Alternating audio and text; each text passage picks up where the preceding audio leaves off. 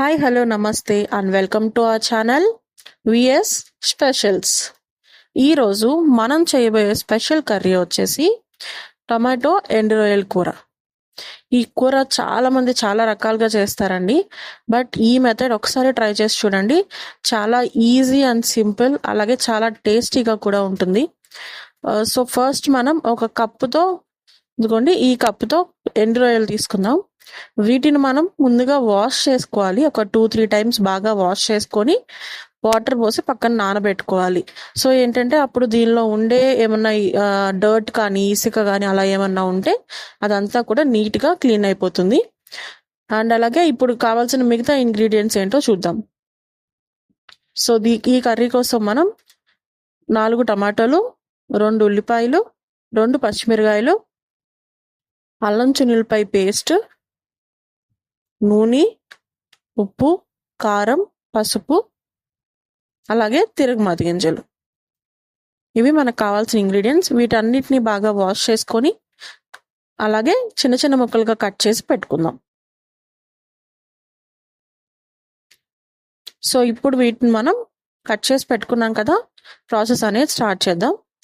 First stove on చేసుకొని కడాయి పెట్టుకోండి. ఇందులో ఒక 2-3 టేబుల్ స్పూన్స్ ఆఫ్ ఆయిల్ వేయండి. ఇందులో కొంచెం ఆయిల్ ఎక్కువగానే ఉంటుంది, అందుకే 2-3 టేబుల్ స్పూన్స్ అంటే పెద్ద స్పూన్తో వేయాలి.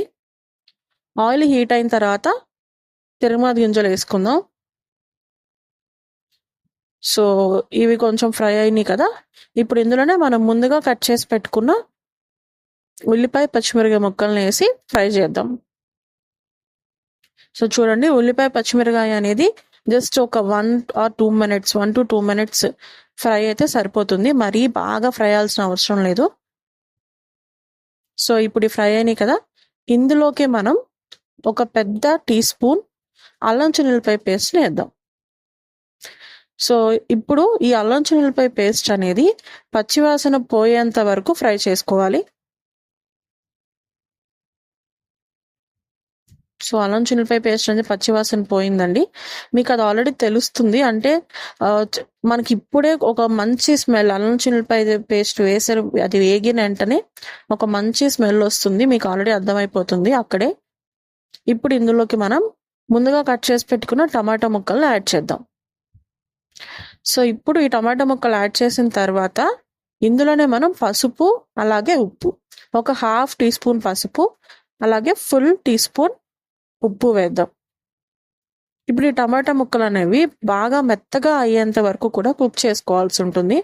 మధ్య మధ్యలో కలుపుతూ, మాడిపోకుండా తిప్పుతూ ఒక 2-3 మినిట్స్ వరకు దీన్ని బాగా మెత్తగా అయ్యేంత వరకు కుక్ చేద్దాం. మధ్య మధ్యలో కలుపుతూ ఉండాలండి, లేకపోతే మాడిపోతుంది. అండ్ అలాగే ఫ్లేమ్ కూడా మీడియం ఫ్లేమ్, లో టు మీడియం ఫ్లేమ్లో పెట్టుకొని కుక్ చేయండి ఎప్పుడు.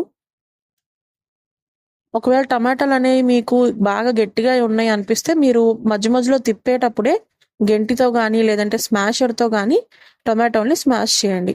అప్పుడు ఏంటంటే మనకి రైస్లో కలుపుకున్నప్పుడు టమాటో అనేది కొంచెం గుజ్జుగా ఉంటుంది, మరీ ముక్కలు ముక్కలుగా ఉండకుండా చాలా టేస్టీగా ఉంటుంది అన్నమాట కూర.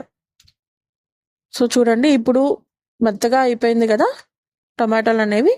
సో ఇందులోకి మనం ఇప్పుడు 3 టేబుల్ స్పూన్స్ ఆఫ్ కారం వేద్దాం. కారం అనేది మీకు మీ టేస్ట్కి తగ్గట్టు అడ్జస్ట్ చేసుకోండి. నేనైతే 3 టేబుల్ స్పూన్స్ వేస్తున్నాను. సో కారం వేసిన తర్వాత ఒకసారి బాగా కలుపుకొని మనం ముందుగా వాష్ చేసి అలాగే నానబెట్టుకున్నాం కదా ఎండు రొయ్యలు, వాటిని యాడ్ చేద్దాం ఇందులోకి.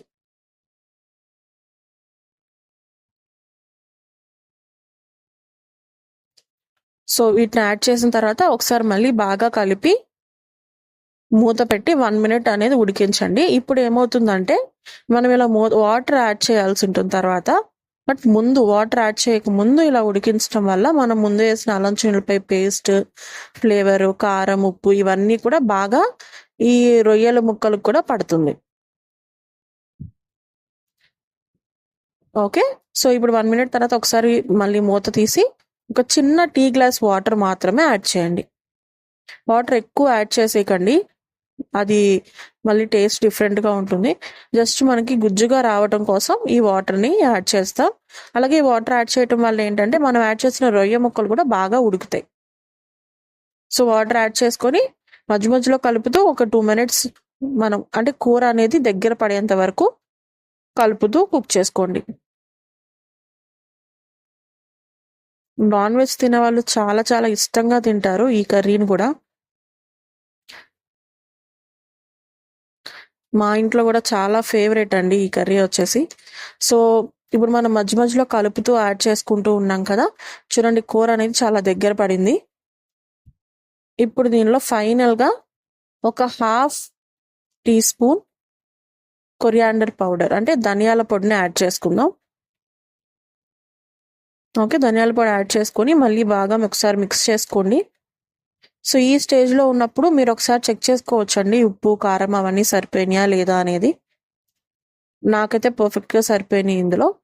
సో మీ టేస్ట్కి తగ్గట్టు మీరు అడ్జస్ట్ చేసుకోవచ్చు. ఓకే, ఒకసారి మూత పెట్టేసి ఒక 10-20 seconds మాత్రమే అండి, జస్ట్ అలా కొంచెం ఒక 10 seconds అట్లా ఉంచేసి స్టవ్ ఆఫ్ చేసేసుకోవచ్చు.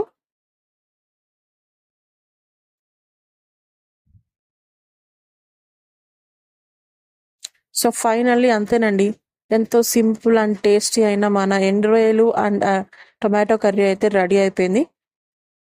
ఇప్పుడు ఇంకా సర్వ్ చేసేసుకుందాం. చూసారా ఎంత సింపుల్గా అయిపోయిందో, అలాగే చాలా చాలా టేస్టీగా కూడా ఉంటుంది. తప్పకుండా ట్రై